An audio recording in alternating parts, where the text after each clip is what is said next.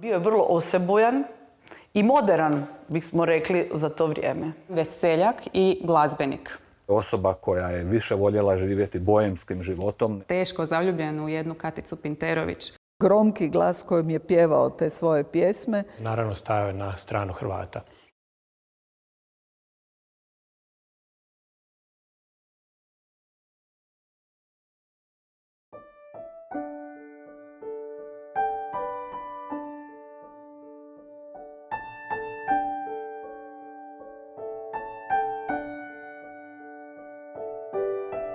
U vrijeme Hrvatskog narodnog preporoda u 19. stoljeću glazba i ples su bili više od obične puke zabave. Narodno kolo, kao i tamburaška glazba, imali su bitnu ulogu u društvenom životu, zapravo bili su sredstvo društvene interakcije. A isto tako bili su i mediji za promicanje ideja ilirskog pokreta. Možemo još napomenuti da su jačali svijest o hrvatskom jeziku, a isto tako jačali su svijest i o nacionalnom identitetu. Šta će meni slinga na rubina da je meni kakva večarina, da je meni kakva večarina, kakva večarina. Otpjevaj je, kako je neka je, ako mi ga neka mi kako mi je, to ti ga. –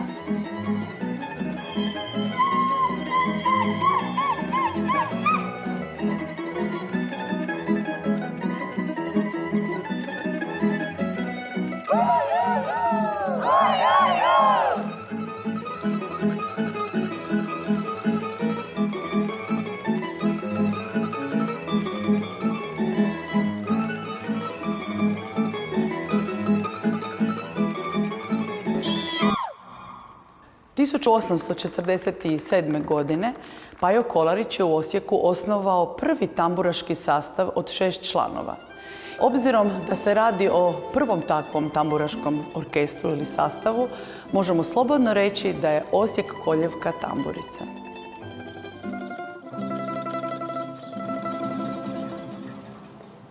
Koje srce u te dirno, da si tako sad nemirno, kao ptica u zatvori za svijetom te želja mori, ni u svijetu nebo tvoje, miruj, miruj, srce moje, ni u svijetu nebo tvoje, miruj, miruj, srce moje.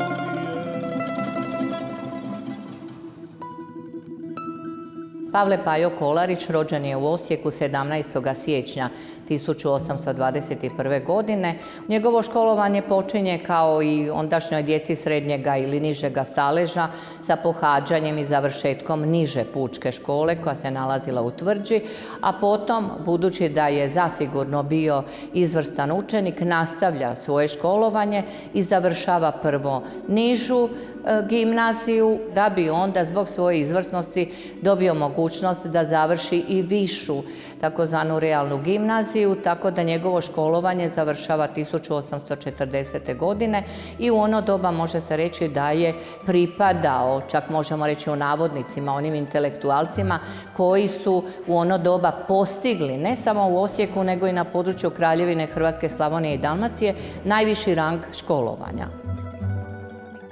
Kao mladić tih 40. godina 19. stoljeća, on se već malo profilirao u gradu Osijeku, naročito u Gornjem gradu, gdje je živio. Profilirao se kao jedan veseljak i glazbenik.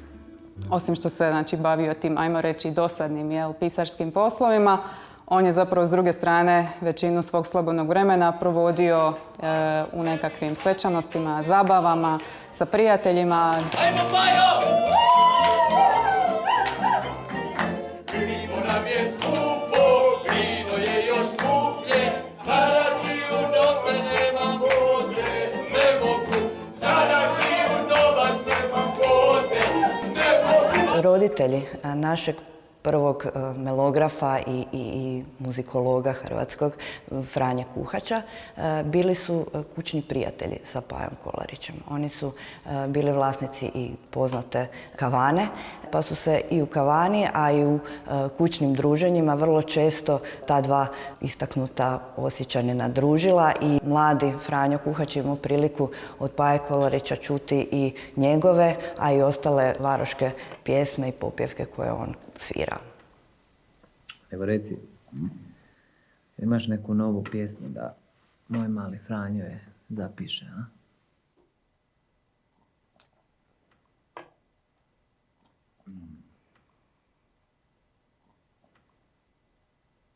Koje srce u te dirno, da si tako sad nemirno, kao ptica u zatvori, za tebom me želja mori. Franjo Kuhač je posjedovao znanje i mogućnosti da te sve popjevke točno zapiše i isto tako je vrlo ambiciozno sve njih i objavio u zbirci popjevaka, tako da danas zapravo zahvaljujući njemu imamo pristup toj glazbi. U glazbenom smislu je svakako Pajo Kolarić bio važan Kuhaču. Tako da i ono što je Pajo Kolarić sam skupljao i kazivao Kuhaču ili adaptirao tuđe pjesme i kazivao Kuhaču ili koje je čak i sam komponirao, Kuhač ih je rado bilježio jer je smatrao da su skladane u narodnom duhu. Onako kako sam ga ja, kako sam ga ja. Čekaj! Stani! Ovako, mislim da me niste shvatili. Vi niste shvatili o čemu mi sad ovdje uopće govorimo. Šta mi sad ovdje radimo? Mi sad dajemo poruku. Znači, nama je teško, mi smo pod suženstvom. Mi smo robovi, i austrijski i mađarski, razumijete? Pa onda moramo pokazati da nam je teško. Kad kopaš, je li ti teško? Kad nosiš stvari, je li ti teško? Ti kad vučeš, je li ti teško? Jel' tako? Teško. Ajde da vidimo onda tu težinu i na licu, i u govoru, i u pjesmi. Ajde. Jel' tako? Tako je. Sam dobro? Ajde. Idemo još jednom, ajmo! Pajo Kolarić na razne načine promicao hrvatsku riječ u gradu Osijeku, uglavnom kroz kulturu i zapravo i u kazalištu, ne samo u pjesmama. I postoji podatak da je Pajo Kolarić zajedno sa Srećkom Lajem osnovao prvu diletantsku kazališnu družinu, odnosno amatersko kazalište. Vama izrekao. Jedan ružan događaj koji je obilježio njegov život zbio se u vrijeme revolucija u Europi. To su bile one godine 1848. i 1949. Osijek je bio jedan multikulturni, multietnički grad u to vrijeme, tako da su postojale podijeljene strane unutar samoga grada. Dobro je poznata kronologija događanja u Europi i u Mađarskoj, a u Osijeku je bome bilo svega. Došlo je do toga da su mađarski vojnici počeli pristizati u grad i da je Tvrđa, ovaj stari grad, stara gradska jezgra barokna, više manje postala utvrda Mađara. Tako da, kako se njihov utjecaj u gradu širio, tako je Pajo Kolarić zapravo bio sve više i više laka meta, jer on se isticao sa tim svojim ilirskim uvjerenjima, on se isticao sa svojim nastojanjima da promiče hrvatski jezik. Dobro, dokle ćemo slušati ove seljačine? I to na kojem jeziku? Seljačko.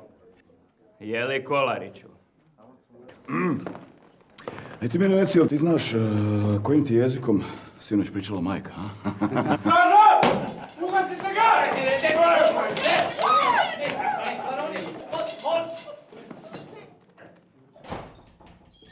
Franjo Kuhač, njegov prijatelj, zapravo kolega glazbenik, navodi činjenicu da su ga zapravo Mađari zatvorili u dvorac Pejačević, koji se nalazio u Redfali. On je bio, tamo zatvoren neko vrijeme, a konačno kada je Osijek, tako reći, oslobođen, kada se situacija smirila, onda su ga pustili na slobodu i zapravo ta njegova osobnost, ta njegova narav, nije mu uopće odmagala kasnije u životu, makar ga je možda nekada dovodila u neke neprilike, te je on i nakon tog događaja bio vrlo uspješan, ne samo u Osijeku, nego je čak 3 puta biran i u Sabor.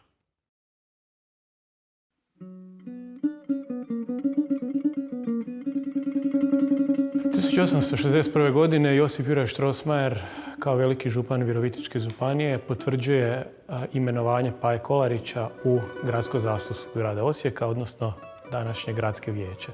Time Pajo Kolarić postaje gradski vijećnik i službeno se uključuje u politički život grada Osijeka, a kasnije i Hrvatske.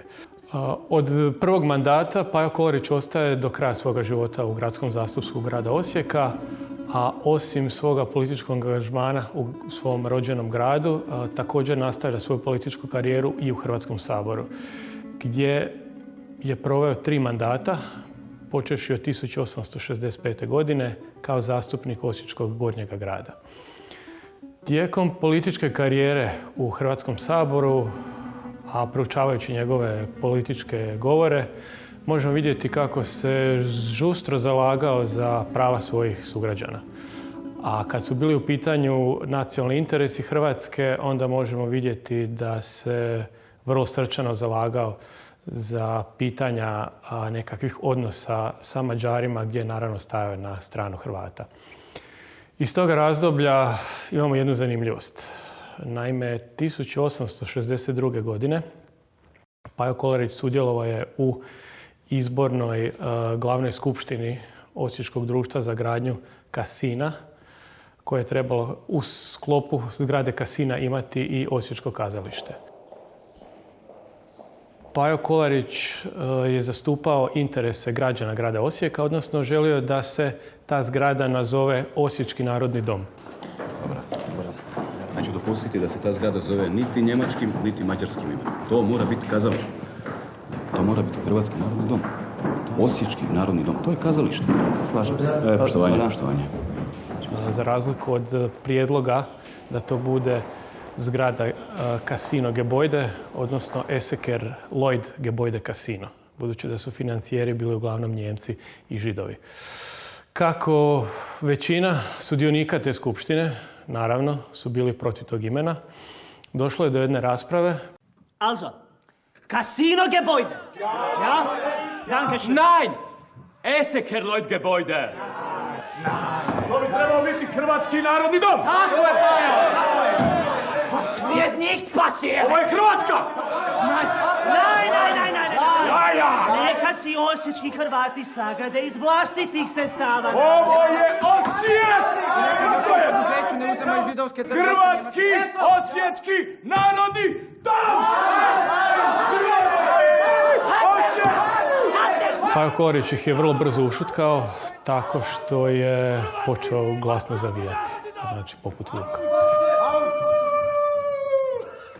To njegovo zavijanje je bio jednostavno njegov trenutak nekakvog unutarnjeg gnjeva, bijesa i od toga trenutka Pajo Kolarić nosi nadimak Kurjak.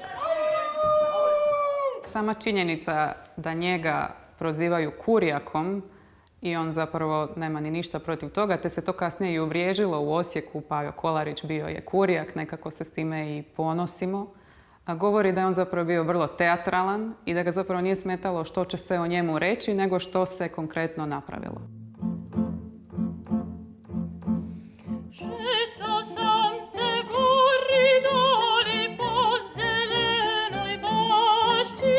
27. ožujka 1847. godine gostovala je u Osijeku kazališna trupa Eduarda Uhnika. Gospođa Uhnik, poljska glumica i sopranistica, je tada nastupala u dramskom programu ostvarenom u čast bana Josipa Jelačića i službenosti ilirskog jezika. Uz glazbeno vodstvo tamburice pjevala je Kolarićevu pjesmu.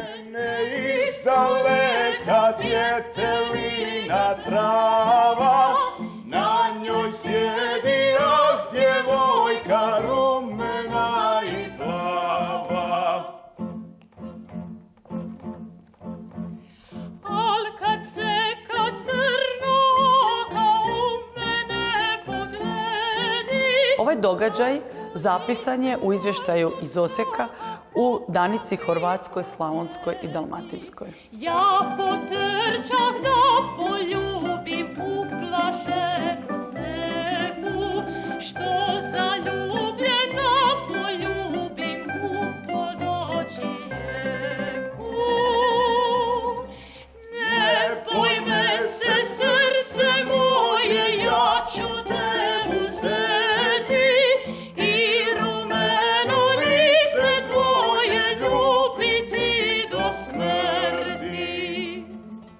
Kuhač je napisao kratak članak o Paji Kolariću kojeg je objavio u svojoj zbirci ilirskih glazbenika. I tu je pobrojao 11 napjeva koje je od Kolarića i zabilježio. Među njima je dakle i ova pjesma Šeto sam se gore doli po zelenoj bašči. Kuhač navodi: za ovu je pjesmu upotrijebio Kolarić napjev Lisinskove popjevke Dusi koji rod svoj ljube.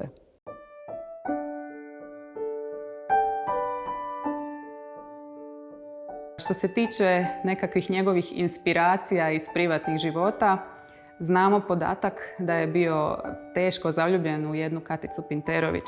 Ona je bila jedna djevojka iz Gornjega grada, možda je nekada i živjela u njegovoj blizini. Ono što se zna je da je ona bila kći imućnog sapunara. Bila je jedno 7 godina mlađa od Paje. I on je u nekom trenutku došao u doticaj s njom u gradu i zaljubio se preko ušiju, ali njezini roditelji, nažalost, protivili su se tom braku i protivili su se njihovoj ljubavi. On je iz svega toga na kraju samo uspio dobiti jednu pjesmu koju je sam napisao. Radi tebe ja na kocku stavio sam sreću svoju, kojoj ralje hladnog groba tam su, a tam tvorene. Ne znamo sa sigurnošću da je ona uzvraćala njemu ljubav, ali pretpostavljamo da je, budući da su roditelji morali udariti nogom o pod i prekinuti njihovu ljubavnu vezu, odnosno suprotstaviti se nekakvoj njihovoj zajednici, u kojem on zapravo pati za Katicom i predaje ju u ruke drugome za kojeg će se ona kasnije udati.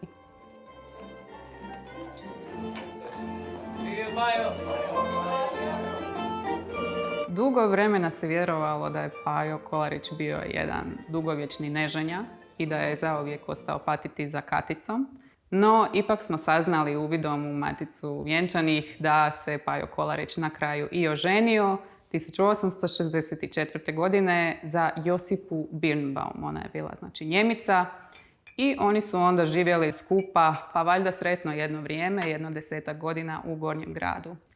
Pretpostavljamo da se nisu dobro rastali jer nakon Kolarićeve smrti Josipa Birnbaum nije imala pravo ni na njegovu udovičku mirovinu.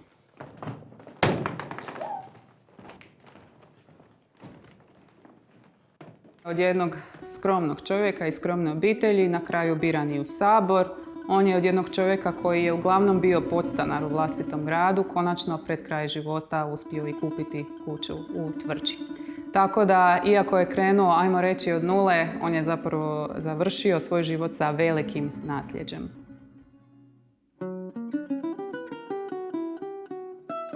Nakon duge i teške bolesti, koja je počela godinu dana prije njegove smrti, smatra se da je imao rak ili katar na želucu. Kolarić je umro 13. studenoga 1876. godine. Njegov grob nalazi se u ulici u kojoj je on odrastao, u ulici Svete Ane, na Aninom groblju i dan danas. Nama nisu preostali mnogi zapisi o Paji Kolariću. Ostali su, rekli bismo, samo ulomci. Međutim, od tih ulomaka ipak se da složiti dobar mozaik od onoga što se zove život i djelo Paje Kolarića. Kada gledamo te ulomke koji su ostali, možemo ih pronaći u gradskim zapisima kao njega kao senatora, kao gradskog činovnika. Možemo ih pronaći u zapisima Osječke štedionice gdje je bio direktor ili potpisivao se kao direktor, kao ravnatelj, bilo na hrvatskom, bilo na njemačkom. Možemo pronaći u matičnim knjigama Gornjogradske župe i možemo pronaći u spisima grada gdje su se rješavala njegovo mirovinsko pitanje ili pitanje nasljeđivanja njegove mirovine nakon njegove smrti. A ponajviše i ono što je najzanimljivije građanima sigurno, to su zaklade. Zaklade se odnose na novac koji je ostavio gradskoj glazbi, pučkoj školi Svete Ane i ostavio je jedan dio siromasima. Zanimljiva je njegova odredba, ne jednom ili dvojici ili trojici, nego nijednom siromahu više od 5 forinti. Dakle, da se rasporedi na mnoge ono što je ostavio. I ti spisi također se čuvaju u našem arhivu. Julije Njikoš, koji je inače i sam bio tamburaš i skladatelj tamburaške glazbe, istražujući život i djelo Paje Kolarića, 1951. godine pronašao je originalnu tamburicu Paje Kolarića. Ona je bila u vlasništvu njegovog nasljednika, Šime Kolarića, koji je inače bio postolarski obrtnik ovdje u Osijeku. Tambura Paje Kolarića bila je u našem domu sve do 1993. godine, do neovisne Republike Hrvatske, kada je moj otac tamburu Paje Kolarića donio u Muzej Slavonije i ona je ovdje našla svoj stalni dom. Akademija za umjetnost i kulturu prva je visokoškolska institucija pri sveučilištu Josipa Jurja Strossmayera koja je inicirala u hrvatskom i u regionalnom prostoru studij tamburaškog umijeća.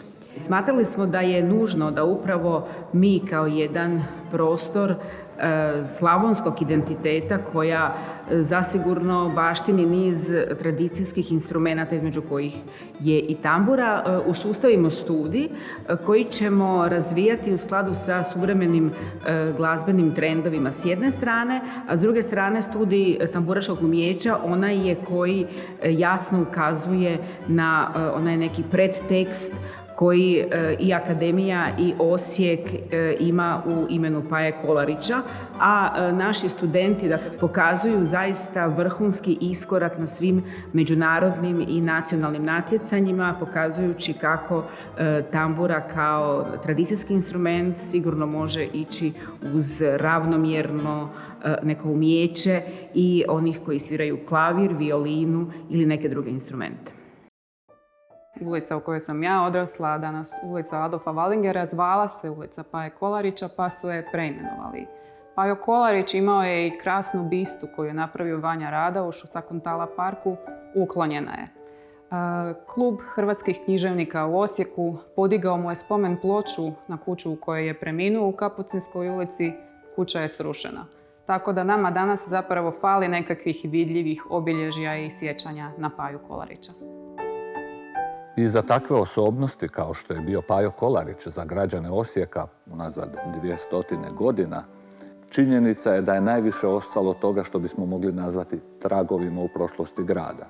A ti tragovi su ostali u pjesmama, u pamćenjima, u nasljeđu koje danas njeguju Osječani kroz sjećanje na Paju Kolarića, kroz njegovo spominjanje i kroz njegove pjesme koje se pjevaju do danas. Ova priča o tamburi Paje Kolarića samo je još jedan dokaz činjenici da je kolijevka tambure i tamburaške glazbe upravo ovdje, u Pajinom, Njikoševom i našem Osijeku.